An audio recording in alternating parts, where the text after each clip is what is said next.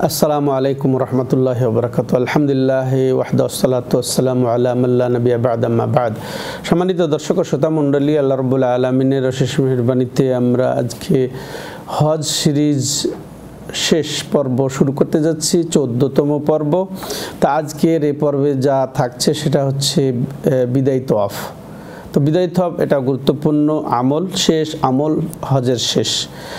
আর বিদায় তওয়াফকে বিদায় তওয়াফ এই জন্যে বলা হয় যে হজের যাবতীয় আমল শেষ করে কাবা মক্কাকে যখন আমরা বিদায় জানাবো ওই সময় করা হয়, এই জন্য এটা বিদায় তওয়াফ নামে পরিচিত, যেটা মাশাআল্লাহ ফিকহ গ্রন্থে এসেছে। তো আসলে এই বিদায় তওয়াফটা এটা ওয়াজিব, এটা সাধারণত ওয়াজিব যখন মক্কা ত্যাগ করবে তাদের জন্য। যেমন রাসূলুল্লাহ সাল্লাল্লাহু আলাইহি সাল্লাম বলেছেন, আব্দুল্লাহ ইবনে আব্বাস থেকে বর্ণিত, লা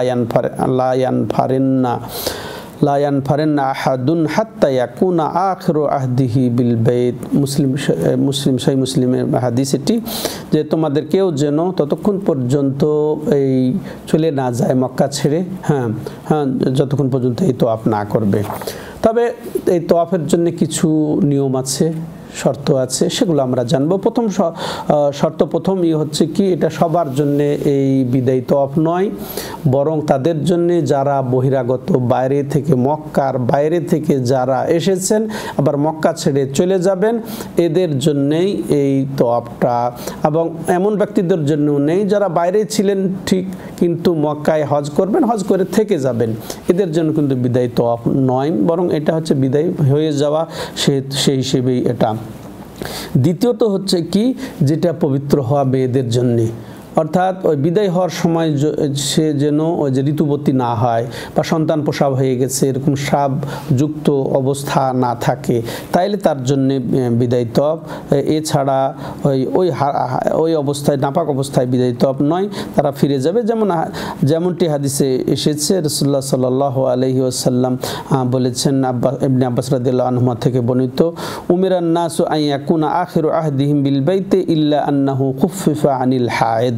এটা বুখারীর হাদিস, সহিহ বুখারীতে এবং সহিহ মুসলিমে এসেছে যে তিনি বলছেন যে মানুষ আদিষ্ট হয়েছে কি, যে তাদের শেষ কাজটা যেন হয় কিসের দ্বারা? তওয়াফের দ্বারা।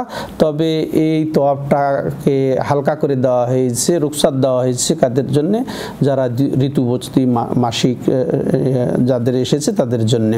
সবাই দর্শক ও শ্রোতা মণ্ডলী, তবে যদি কোনো মহিলা বের হয়ে চলে গেছে, মক্কা ছাড়বে কিন্তু এখনও হারাম সীমানা অতিক্রম করে নাই, এমন অবস্থায় সে পবিত্র হয়ে গেছে, তার ফিরে এসে বিদায় তওয়াফটা করতে হবে, এটাও জরুরি। সময় দর্শক, তৃতীয় যে বিষয়টা আমরা জানবো, যেটার সময় কখন, এটার সময় একেবারে হজের যাবতীয় কাজ শেষ হয়ে বিদায়ের মুহূর্তটাই হচ্ছে এটা সময়। যেমন আব্দুল্লাহ ইবনে আব্বাস রাদিয়াল্লাহু তাআলা আনহু থেকে বর্ণনা, তিনি বলছেন যে রাসূলুল্লাহ সাল্লাল্লাহু আলাইহি ওয়াসাল্লাম বলেছেন, লা ইয়ানফারিন্না আহাদুন হাত্তা ইয়াকুনা আখিরু আহদিহি বিল বাইত।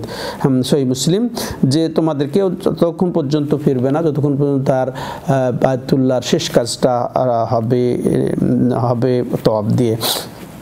এরপরে আসেন এই বিশেষ করে এখন বিদায় তওয়াফ অনেকে হয়তো করে থাকে, তো তার কিছু সমস্যা দেখা দেয়। এরপর সলাতের টাইম হয়েছে, সে সলাত কি পড়বে না? হারামে সে সলাত পড়বে, এই সলাত আদায় করলে তার বিদায় তওয়াফ নষ্ট হবে না। এটা রাসূলুল্লাহ সাল্লাল্লাহু আলাইহি ওয়াসাল্লামেরও ঘটেছে, তিনিও এই সলাত আদায় করেছেন। আর একটা মাসআলা হচ্ছে কি, যে আর এর সাথে আরেকটা কথা, যে এক কথায় তাইলে যদি বিদায় তওয়াফ করার পরে যদি দেরি হয়ে যায়, তাহলে যেমন দেরি হওয়া, সাথীর জন্য দেরি হওয়া, বাসের জন্য দেরি হওয়া, বা একটু কেনাকাটা করতে গিয়ে দেরি হওয়া, এটা কোনো সমস্যা নেই। কিন্তু ইচ্ছে করে বিনায়াতে দেরি করলে, তখন 2-1 দিন চলে গেলে তখন আবার সে তওয়াফটা করে নেবে, সমস্যা নেই। আর আরেকটা মাসালা হচ্ছে কি, যে তওয়াফে ইফাদা, হজের তওয়াফ যদি এমন মুহূর্তে করা হয় যে সে হজের তওয়াফ করে চলে যাবেন, সফর করবেন, তো এমন তো অবস্থায় তার জন্য বিদায় তওয়াফ কি আছে? বিদায় তওয়াফ তার জন্য নেই। তার জন্য আর বিদায় তওয়াফ, আসলে বিদায় তওয়াফটা আলাদা কোনো আমল নয়। তবে যদি মনে করেন সে তওয়াফে ইফাজা, হজের তওয়াফ করার পরে আছে, এরপরে যেদিন বিদায় হবে ওই সময় তার জন্য ওই তওয়াফ হয়েই তওয়াফ শেষ করেই বিদায় হন, এই জন্য ওটা বিদায়ী তওয়াফ। আর যদি তওয়াফে ইফাদা হজের তওয়াফ যদি লাস্ট মুহূর্তে করে চলে যায় তাহলে তার জন্য আর বিদায়ী তওয়াফ নয়। এই জন্যেই যে এটা আসলে একটা স্বতন্ত্র কোনো আমল নয়। হ্যাঁ, তওয়াফের পরে যদি চলে যাওয়া হয় ফরজ তওয়াফের তাহলে সে চলে যেতে পারবে, সমস্যা নেই। তেমনইভাবে এটা দৃষ্টান্ত এরকম হতে পারে যেমন মসজিদে প্রবেশ করার 2 রাকাত দুখুল মসজিদ আছে, তাই না? আমরা জানি ওটা কোন সময়, যদি আপনার সামনে সুন্নত যদি না থাকে, অর্থাৎ জোহর আপনি গেছেন, জোহর শুরু সরাসরি জোহর সুন্নত যদি শুরু করে দেন সমস্যা নেই, ফরজ শুরু হয়ে গেছে ফরজ শুরু করে দেন সমস্যা নেই, তখন আপনার ওই দুখুল মসজিদ কই গেল, তাহিয়াতুল মসজিদ বা যে মসজিদে ঢোকার যে সালাত খাস পড়া সেটা তো আর নাই, তাহলে বিলুপ্ত হয়ে যায়। তখন ঠিক তওয়াফ দিয়ে আপনি বিদায়ী হবেন, ফরজ তওয়াফ, তখন আপনার জন্য বিদায়ী তওয়াফ নয়। এটা আমাদেরকে বুঝতে হবে। এখানে শেষ মাসআলা এটা বলতে চাই আমরা, এটা হজকারীদের হাজিদের জন্য এই বিদায়ী তওয়াফ এটা হচ্ছে ওয়াজিব। কিন্তু যদি তামাত্তু করতে যায় না, যারা উমরা করতে যাবেন তাদের জন্য কি এই তওয়াফটা জরুরি? ওয়াজিব নয়, এটা তাদের জন্য মুস্তাহাব। যেটা শেখ বিন বাজ রাহিমাহুল্লাহ বলেছেন যে নবী সাল্লাল্লাহু আলাইহি ওয়াসাল্লাম থেকে এরকম যে জরুরি ভিত্তিতে যেভাবে বলা হলো বিদায়ী তওয়াফের ক্ষেত্রে তিনি যেভাবে আদেশ করেছেন এরকমটি নয়। হ্যাঁ, তো অতএব যেমন ইবনে বাত্তাল রাহিমাহুল্লাহ বলেছেন লা খিলাফা বাইনাল উলামা আন্নাল মুতামির ইযা তাফা ওয়া খারাজা ইলা বালাদি আন্নাহু ইউজুজিউহু মিন তাওয়াফিল ওয়াদা। যদি কেউ উমরাকারী উমরা শেষ করে চলে যায়, হ্যাঁ, তাহলে এটাই তার জন্য যথেষ্ট। তবে আয়েশা রাদিয়াল্লাহু আনহা থেকে যে ওয়াম্মা ইন আকামা বিমাক্কা বাদা উমরাতিহি সুম্মা বাদা লাহু আন ইয়াখরুজা মিনহা ফায়াস্তাহিব্বুনা লাহু তাওয়াফাল ওয়াদা। তবে উমরা করে যদি ওখানে অবস্থান নাই কিছু 2-1 দিন, হ্যাঁ, এরপরে যদি সে মক্কা থেকে বের হতে চায় তার জন্য এই তওয়াফটা মুস্তাহাব সুন্নাত করে যেতে পারে, কিন্তু ওয়াজিব নয়। যদি না করে তাহলে কোনো গুনাহ হবে না, কিন্তু হজের যেটা বিদায়ী তওয়াফ সেটা করতে হবে।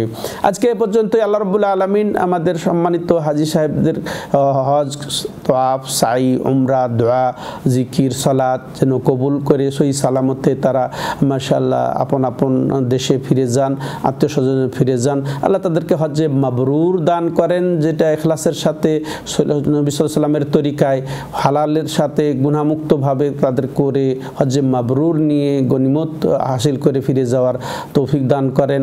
আল্লাহ সবাইকে ক্ষমা করে দেন। হাদা ওয়া সাল্লাল্লাহু আলা নবিনা মুহাম্মদ ওয়া আলা আলিহি ওয়া সাহবিহি আজমাইন। সুবহানাকাল্লাহুম্মা বিহামদিকা আশহাদু আল্লা ইলাহা ইল্লা আনতা আস্তাগফিরুকা ওয়া আতুবু ইলাইক।